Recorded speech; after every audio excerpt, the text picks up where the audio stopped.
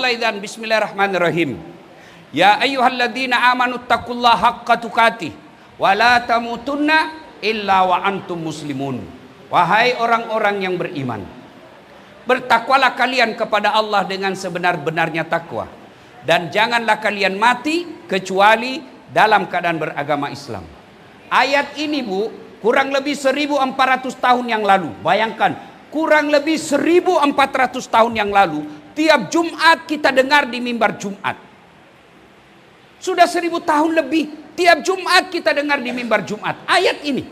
Kalau di Depok ini ada pengumuman dari wali kota, ada pengumuman dari gubernur, selalu dibacakan tiap Jumat, pasti pengumuman itu penting.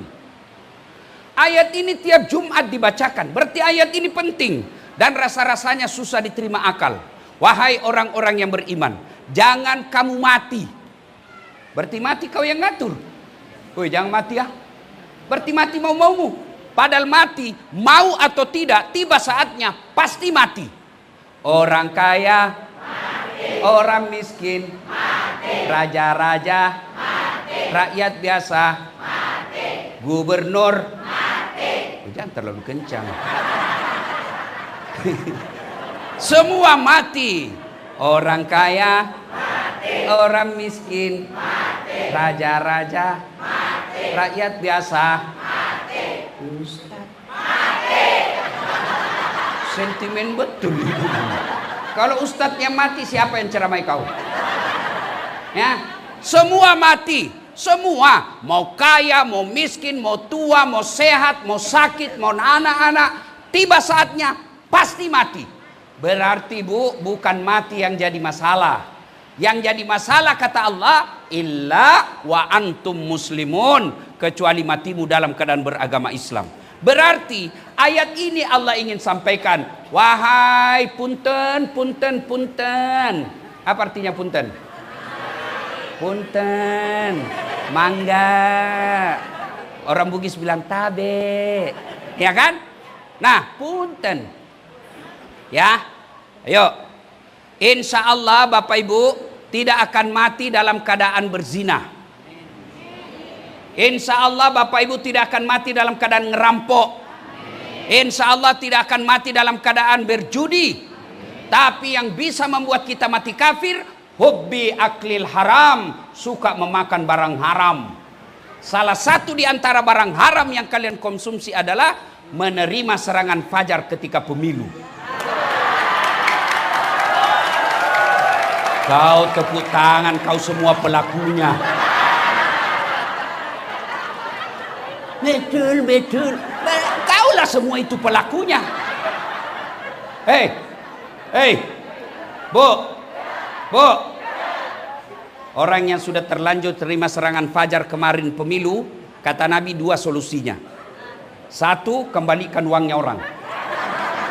Uang caleg yang sudah terlanjur kau ambil, kembalikan. Sudah habis Ustaz. Solusinya kata Nabi, hanya api neraka yang bisa mencuci perutmu. Bu, kalau orang korupsi 70 miliar masuk neraka, paling tidak dia nikmati di dunia 70 miliar. Tapi kalau 300.000 masuk neraka, itu namanya beleng-beleng. Pak, saya tanya, Bapak kaya enggak menerima 300.000? Begitu kasih 300.000 langsung kaya? Ibu-ibu miskin enggak menolak 300.000? Miskin kau tolak 300.000, begitu kau tolak langsung hilang semua hartamu. Miskin? Tidak. Tapi yang pasti ketika kau terima 300.000 itu artinya kau tutup peluang anakmu jadi wali kota, anakmu jadi gubernur, anakmu jadi anggota DPR. Kenapa? Yang bisa jadi pejabatannya orang yang punya uang. Maka biar anakmu sekolahnya tidak terlalu tinggi, tapi kamu tidak bisa disogok, dia punya peluang jadi pejabat. Kenapa? Insya Allah orang miskin pun bisa jadi pejabat kalau tidak ada uang sogok. Tapi kalau kau terima uang sogok, maka kamu miskin, anakmu akan jadi buruh, dan begitu juga cucumu. Maka pemilu yang akan datang, pilkada akan datang bulan 11, tolak uang politik. supaya negaramu baik. Jangan betul-betul kau terima. Saya malu sekarang lihat orang yang mau jadi wali kota, orang mau jadi bupati, orang mau jadi gubernur, tidak ada lagi yang berbicara visi misi, apa yang mau lakukan memberantas kemiskinan, apa yang mau lakukan untuk meningkatkan kesejahteraan. Yang ada di otaknya, nih duit saya 300 miliar, duit saya 200 miliar. Jadi apa sekolah, apa gunanya anak-anak kita belajar ilmu politik? Apa gunanya anak-anak kita belajar IPDN? Apa gunanya anak-anak kita jadi dokter? Tapi kalau mereka miskin, tidak ada peluang jadi pejabat. Maka ibu-ibu, Pak, saya cinta kalian karena Allah. Cintai negaramu Republik Indonesia. Caranya konkret, jangan kau terima uang sogok. Bisa? Bisa? Kenapa cuma 30 yang bisa? Bisa? Bapak-bapak bisa? Ya Allah, dengarlah janji hambamu. Kalau ada yang ingkar janji di bulan 11 nanti, buat hidupnya menderita dunia akhirat. Kepada calon politisi, kepada para calon kepala daerah, jangan bodoh-bodohi rakyatmu dengan sogok mereka. Kepada para calon, silakan argumentasimu kemukakan, tapi jangan kau sogok rakyatmu. Mari cintai Republik Indonesia dengan memberikan yang terbaik sesuai kemampuan, dan salah satu di antaranya hindari maksiat dalam dunia politik, yaitu sogok menyogok. Wa qala idzan bismillahirrahmanirrahim. Innallaha wa malaikatahu yusalluna 'alan nabi. Ya ayyuhalladzina amanu sallu 'alaihi wa sallimu taslima. Sesungguhnya Allah dan para malaikatnya berselawat kepada Rasulullah Muhammad sallallahu alaihi wasallam. Maka wahai orang-orang yang beriman, bersalawatlah kalian kepada Rasulullah dengan sebaik-baik salawat. Sadaqallahul azim, maha benar Allah dengan segala firman-Nya. Bapak Ibu saudara-saudara sekalian, teristimewa para kiai, para alim ulama yang hadir di tempat ini, terkhusus yang mengundang saya Bapak Gubernur Sulawesi Barat yang sebelumnya adalah gubernur di Sulawesi Selatan, yang insya Allah dimuliakan dan dirahmati Allah Subhanahu wa Ta'ala. Ibu-ibu, waktu terbatas, masih ada penceramah. Saya to the point saja. Ibu-ibu pernah lihat antar jenazah?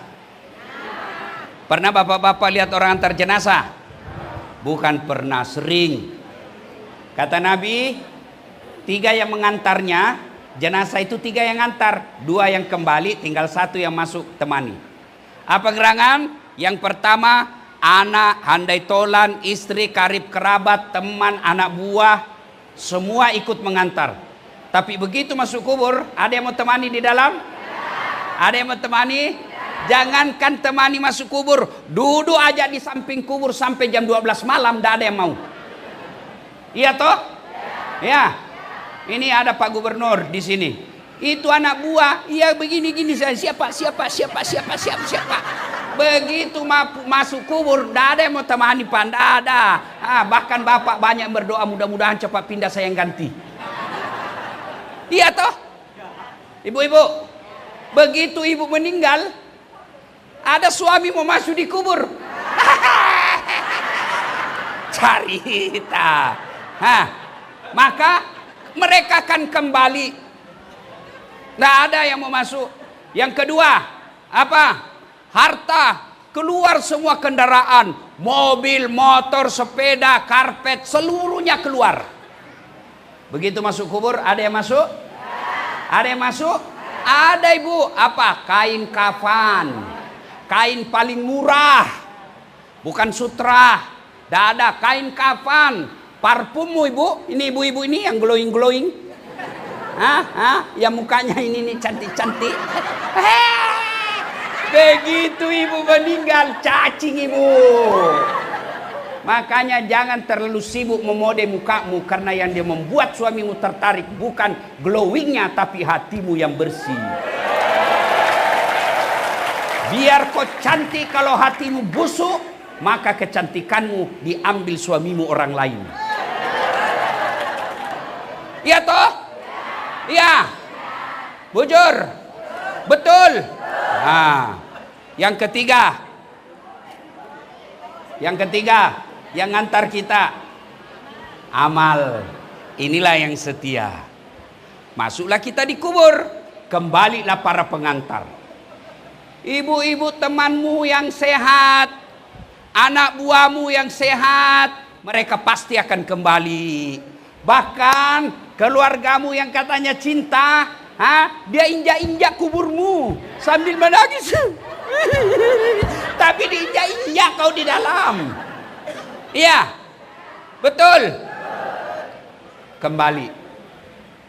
3, 2 balik, 1 masuk. Maka kata Nabi, ketika kau sudah masuk kuburmu, putuslah semua amal-amalmu. Tidak bisa lagi kau sholat, tidak bisa lagi kau ngaji, tidak bisa lagi kau salawatan, tidak bisa lagi kau tahajud. Semua putus amal-amal. Tinggal 3 lagi yang bisa mengalir meskipun sudah jadi tulang belulang. Apa gerangan? Yang pertama kata Nabi, anak yang soleh dan solehah. Bukan anak yang anggota DPR, bukan anak jenderal, tapi anak yang soleh dan soleha. Saya tanya bapak-bapak, anakmu bisa ndak jadi anggota DPR tidak pernah caleg? Jawab ini Pak, bisa apa ndak? Ndak pernah nyalek, tiba-tiba anggota DPR, bisa ndak? Bisa, bawa kursi sendiri, duduk di depan. Ibu-ibu, bisa ndak anak sampean jadi tentara polisi tidak pernah ikut akmil dan akpol? Ndak mungkin. Iya toh? Iya. Bisa ndak? Tidak mungkin. Bisa ndak anak bapak-bapak jadi dokter tidak pernah kuliah fakultas kedokteran? Tidak mungkin. Tapi bapak ibu tolong jawab. Bisa ndak anaknya ibu soleh dan soleha tapi tidak dokter? Bisa ndak anak bapak ibu soleh dan soleha meskipun tidak anggota DPR? Bisa ndak anak ibu soleh dan soleha meskipun tidak ada sekolah? Bisa. Berarti pesannya, anakmu sesungguhnya lebih gampang jadi soleh dan soleha daripada jadi dokter. Cuma sayang, kita lebih bangga anak kita kalau dia doktor, anggota DPR, tapi kita tidak malu kalau dia disut mukanya korupsi. Bapak-bapak, ibu-ibu, Bu, tolong jawab saya dengan jujur. Kalau ibu meninggal, siapa yang doakan ibu? Suami. Kawin lagi, Bu. Woi, di Makassar ada yang bilang sama saya, Pak, itu jelek betul sifatnya tetangga saya. Kenapa lagi, Bu? Masa itu baru 3 bulan istrinya meninggal, dia kawin lagi, belum lagi kering kuburnya dia kawin lagi. Saya bilang itu tetanggaku masih hidup istrinya dia kawin lagi.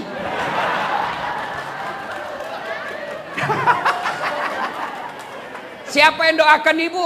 Anak. Bapak-bapak ketika bapak meninggal, siapa yang doakan? Siapa? Temanmu. Jangankan dia doakan, ngetik doa saja dia malas. Lihat itu di grup WhatsApp. Kalau ada yang meninggal, ada yang ketik doa. Tidak, stiker dia kirim. Al-Fatihah.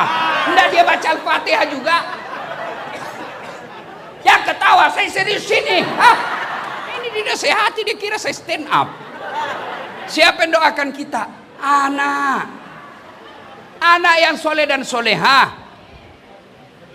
Ibu bapak, lebih baik memelihara 4 kambing di rumah daripada memelihara 1 anak yang tidak bagus agamanya. Ibu-ibu tahu kambing? Tahu kambing? Tahu kambing? Tahu kambing? Itu kambing, ibu. Kakak saya di kampung itu jual beli kambing. Dia pelihara kambing, jual. Kalau ada kambingnya nakal, dia panggil penjaganya. Gak nakal itu, dia ganggu temannya. Bawa ke pasar, jual.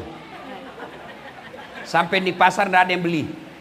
Apa dia bilang? Kasih pulang, potong. Dinikmati 1 RT. Dagingnya jadi sate. Perutnya jadi coto. Pipinya sop pipi. Ekornya sop buntut. Kakinya Sop kikil. Apa? Tanduknya perhiasan, kulitnya perhiasan, bakar obat kuat.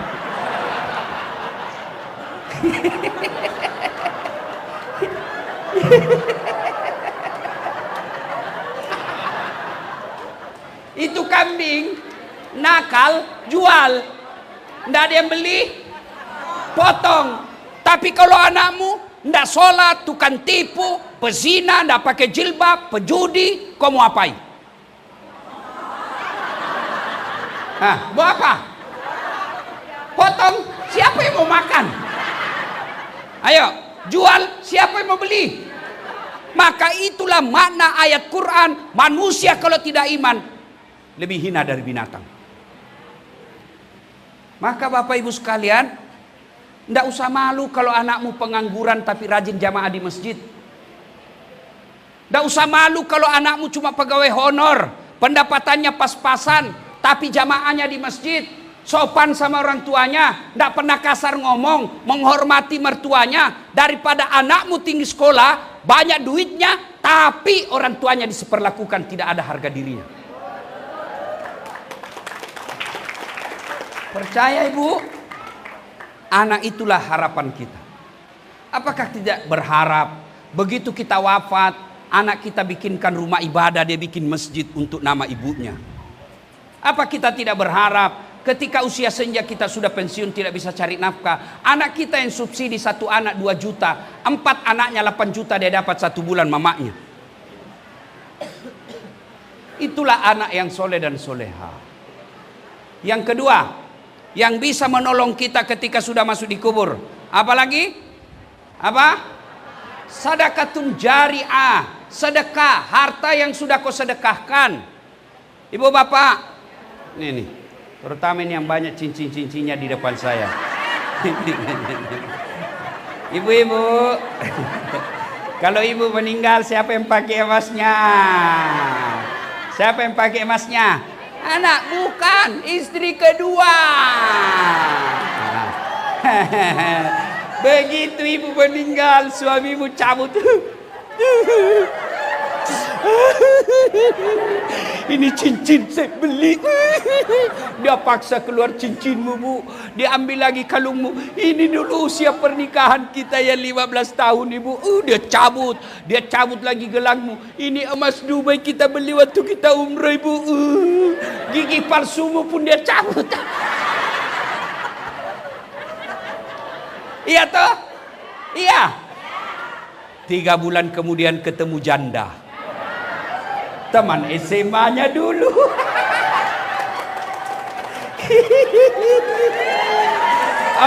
Emasmu itu dia kasih keluar dari kantor, dia bilang, "Dek, hadiah untuk kamu. Ini bekas istri saya sudah mati." Makanya daripada emasmu dipakai istri kedua, mending bawa di pesantren. Bawa di pesantren. Amal. Jangan juga kau marah kalau kita bahas istri kedua. Karena itu kan bukan haram. Istri kan saya dengar ini ceramah saya. Dia bilang, "Ustaz, kan istri saya itu kalau saya sudah ceramah dia nonton juga di YouTube." Dia bilang, mamanya cek istri saya, "Ustaz, ada ceramahmu kalau istri meninggal suami kawin lagi. Jadi nanti kalau saya duluan meninggal, Ustadz mau kawin lagi." Saya panggil dia, Bu, saya peluk-peluk, saya duduk, saya bilang, "Duduk." Saya cium-cium. Saya bilang, "Dengar baik-baik sayangnya, dengar baik-baik sayangku. Jangankan kau meninggal, kamu masih hidup saja, saya selalu berpikir kawin lagi. Apalagi kalau kau sudah mati." Iya toh, Pak? Iya, betul. Betul. Saya lihat muka-mukanya semua takut sama istrinya ini.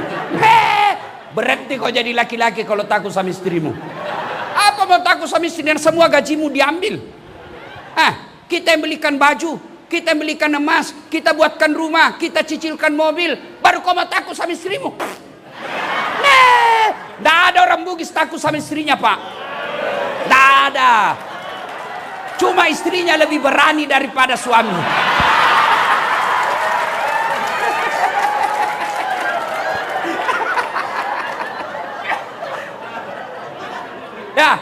Pak, Pak, ini yang banyak mobilnya. Bapak kalau meninggal siapa pakai itu mobilmu? Anak mantu, Pak. Ya anak mantumu kalau baik, kalau dia pakai selingkuh, maka sedekahlah. Sedekah. Kenapa Bapak Ibu, tuan-tuan, puan-puan miskin? Karena kamu malas sedekah. Saya miskin. Ya karena kamu malas sedekah. Kalau kau yakin Al-Quran, itu Al-Quran memberikan ilustrasi, gambaran, perumpamaan. Kalau kau belanjakan hartamu di jalan agama Allah, ibaratnya kata Quran, kau menanam satu biji. Satu biji itu tumbuh 7 bulir. 7 bulir itu 7 batang. Yang setiap batangnya kata Quran menghasilkan 100 buah. Itu kata Quran, bukan kata caleg. Iya toh? Quran katakan satu Allah ganti 700 kali lipat. Sedekah itu tidak mesti semuanya banyak, sesuai kemampuan. Kalau Pak Gubernur sedekahnya 200 sak semen, ya wajar gubernur. Kalau ibu 1 sak semen 2 orang, boleh kata Allah, boleh. Kenapa ibu miskin? Ustadz, malu saya Ustadz. Masa cuma 3 nasi bungkus? Itu bisikan setan. Kalau istri gubernur nyumbang Jumat berkah 100 nasi bungkus, ya wajar. Dia pejabat, bisa jadi juga bukan uangnya kepala dinas dipakai.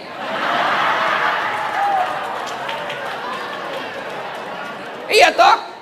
Ya wajar. Tapi kalau ibu penjual pecel, penjual oncom, penjual apa lagi? Untungnya cuma 50.000 sehari, tapi mampu 2 bungkus tiap Jumat. Itu yang buat ibu nanti kaya. Bawa ke masjid, kirim, titip, tolong berikan Pak Ustadz dan penceramah. Penceramah makan nasinya ibu. Selama darah dagingnya penceramah itu berdakwah, ibu dapat kiriman pahala. Dan alhamdulillah sampai detik ini, selama hidup saya jadi pendakwah, tidak ada saya menyaksikan orang bangkrut gara-gara sedekah. Iya toh? Ada enggak orang bangkrut gara-gara sedekah? Tidak ada. Yang bangkrut gara-gara apa? Pinjaman online. Pelakunya ini nih. Pinjol. Belanja online. Judi online. Selingkuh. Narkoba, itu bisa bangkrut. Tapi kalau orang rajin sedekah, tidak bakal akan bangkrut itu. Allah pasti ganti berkali-kali lipat. Maka kalau ibu mau, sedekahlah. Yang ketiga, yang bisa menolong kita setelah masuk kubur. Ulang tadi, 1, anak yang 2, harta yang sedekahkan. 3, Bapak Ibu sadar ini, camkan baik-baik. Anak yang sekolah di pesantren, 1, pasti makanannya halal. 2, sholat jamaahnya pasti berjamaah di masjid. Sholat 5 waktunya. 3, dia punya kesepekaan sosial. Kepekaan sosial itu, bagaimana dia muncul? 1 kamar, 5 sampai 10 di dalam. Maka anaknya tidak akan menjadi egois. Maka Bapak, tidak ada kerugian orang yang mengirim anaknya sekolah di pesantren. Inilah tempat pertemuan 3 yang bisa menolong kita dalam kubur ini. Bapak Ibu saudara-saudara sekalian, sebenarnya banyak yang ingin kita sampaikan, tapi waktu jualah yang membatasi kita. Mudah-mudahan apa yang saya sampaikan ini ada manfaat.